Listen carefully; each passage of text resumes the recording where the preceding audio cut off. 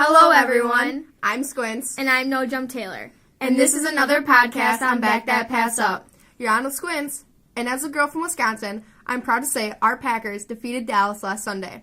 Today, my co-host and I will be doing post-game interviews with some familiar faces. Today, I'll be back with the King, hoping to see his insight on the victory at Lambeau and a little on his thoughts about the Packers traveling to Seattle. No Jump, you're on. No Jump here, folks. Today, I'll be bringing back Mr. Charles Nelson, our Dallas fan, to see a different side of the story, a Cowboy side. And later on, we'll be bringing in a special guest. Back to you, Squints, on the start of the post-game. This is Squints with the start of the post-game, and we're on with Mark the King. So, Mark, it looks like your wife's playoff curse has been broken. The Packers won. This is absolutely true. But she did everything in her power to bring a loss about, but Aaron Rodgers was able to overcome her curse. Well, the Packers got a good start to the game. How did you feel about Eddie Lacy's running game?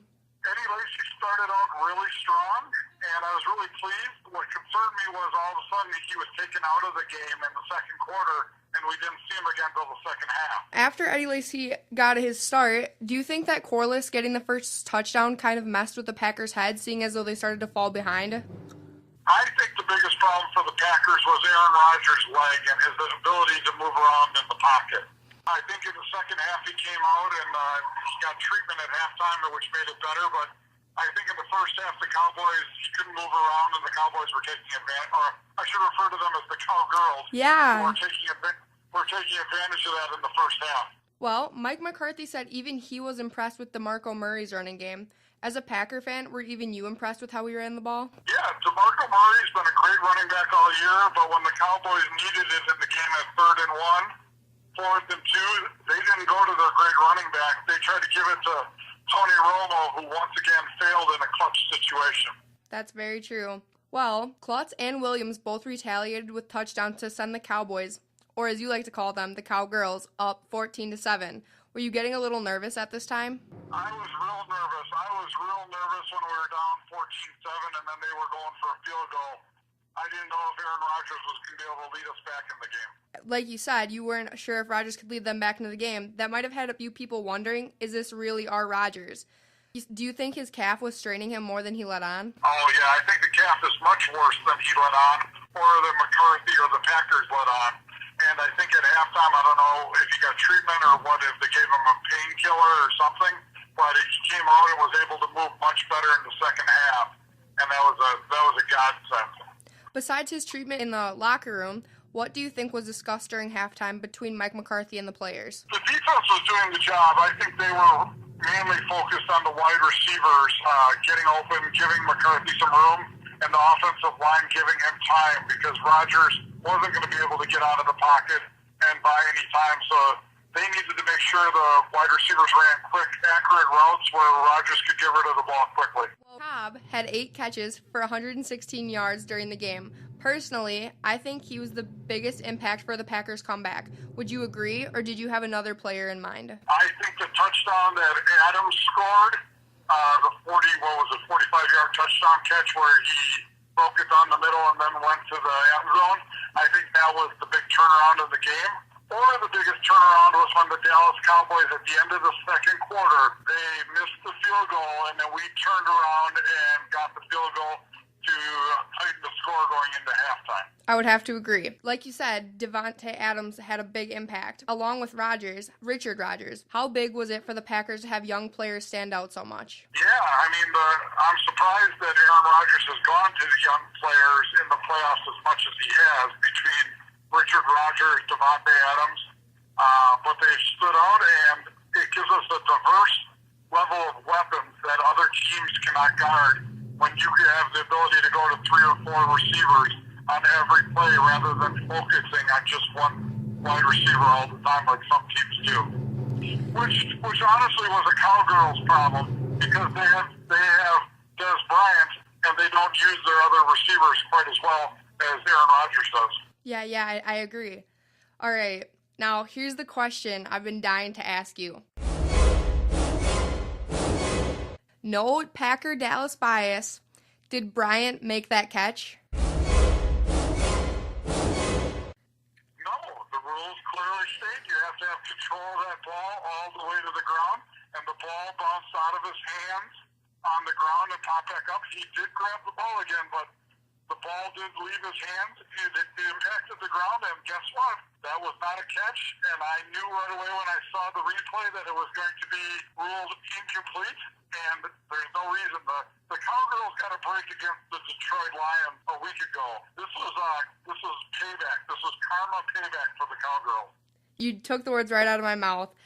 Do you think the call saved the Packers? Do you think that's what helped them come back and win the game? I think the Packers in the second half took control of the game, and I got the feel starting in the third quarter already that we were going to come back and we were going to win that game. And I had that feeling right from the beginning when we went down and got the field goal, and you could just feel the momentum change in the second half after Dallas missed that field goal in the first half. So I'm more concerned about what's coming next week with Seattle. Well, the last 2 times the Packers beat Dallas in the playoffs, they've gone on to win the Super Bowl. Do you think Super Bowl 49 is calling our name? I sure hope so. I just sent in for my Super Bowl tickets, so if they win on Sunday, I have Super Bowl tickets for Phoenix, so I sure hope they do. I'll be honest, though, I only give them maybe a 25% chance of winning that game up in Seattle. If Seattle's defense is going to be better, Seattle is the overall better team. We need things to go really well for us to win. Well, Mark, that's all the questions I have for you today. Thank you for joining us and letting me take a little bit of your time. Thank you, and go Pack, go. Over to you, No Jump. No Jump here, and today we are on with Mr. Charles Nelson. Good morning, Charles. Morning. How are you today? Oh, just wonderful. How are you, Taylor? Oh, I am just wonderful. Well, I know you were upset with the turnout of last Sunday's game, but would you mind if I asked you some questions? I would be delighted. All right. Do you think the Cowboys came out ready to play in the first half? Oh, yeah, they actually looked very good. I mean, they had a chance to win at halftime up 17-7 and missed the field goal. Did they play like you were expecting them to? Absolutely. They did very well. They were able to lead most of the game, something that hasn't happened to Green Bay at home in a long time. Do you feel as though your running game was as strong as you were expecting it to be? Oh, yeah, absolutely. Other than DeMarco Murray's fumble, I mean, they pretty much ran all over the field and were able to move the ball and do a lot of good things. Do you feel like his incomplete pass at the end of the game was actually a complete pass? That's one of those 50-50 balls. It is what it is. There's lots of plays in a football game that decide the outcome. It never really comes down to one play. It sometimes seems like it because it's the last play, but there's a lot of other plays that could have been made earlier in that game that changed that outcome. Did Des Bryant perform at the level you were expecting to perform at? Well, the Packers went out of their way to make sure he did not catch the ball. They double-teamed them all over the field. They still had some nice big plays. Since you don't think it was that catch at the end of the game's main cause for the loss, what was the main cause for their loss? They didn't get a pass rush out of Aaron Rodgers, and DeMarco Murray's fumble really hurt them. I mean, that was a chance for them to go up 21-10 and pretty much seal the deal, and fumble cost them, and they just weren't able to get some pressure on Rodgers. Do you feel as though it was any one player's fault? No, I mean, if you win as a team, you lose as a team, and they just didn't quite get it done. Do you feel like if the call was not reversed, the Cowboys would have won the game? It's a what-if game. Who knows? It's a 50-50. In your pregame interview, you said that Aaron Rodgers was going to be the hardest challenge that the Cowboys will face. Was he? He played hard, and he made some really big plays in the second half. He did a great job. I would have to agree with that. Do you think that his injury affected him in any way? Yeah. I mean, it was obvious that he was unable to get outside the pocket. I think it helped the Cowboys in the first half. Second half, they just didn't get pressure on him and unable to move. That was the key to his game. Do you feel like the Cowboys played worse in the second half, or the Packers played better in the second half? It was really all about them all season, and they just didn't come through there, and that it is what it is. Yeah. Do you think the Cowboys could have won the game? Yes, I think they had a lot of good opportunities to put that game away and missed them, and Green Bay fought back. Do you feel that Tony Romo played his best game that game? I don't know if it was his best game, but it was awfully good. I mean, he did not turn the ball over. He made a lot of big throws. He did a lot of good things, and like I said, it was a great game. Did any players stand out to you in that game from either team? Aaron Rodgers in the second half was awfully good.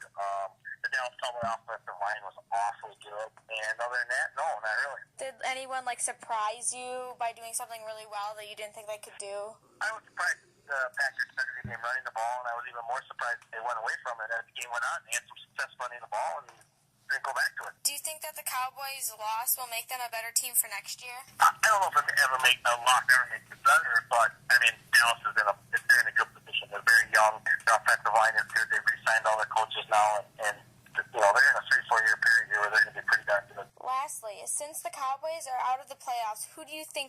the Super Bowl? I think you guys are the home favorites of New England and Seattle. Playing in Seattle is brutally tough, and same thing with New England. So I would guess Seattle and New England, but go Packers.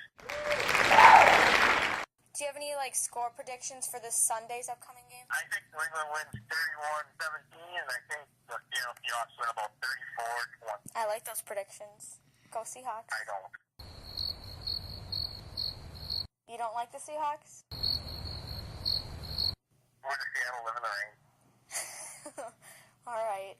Well, thank you for your time today. I appreciate you having a chance to come back on your awesome show.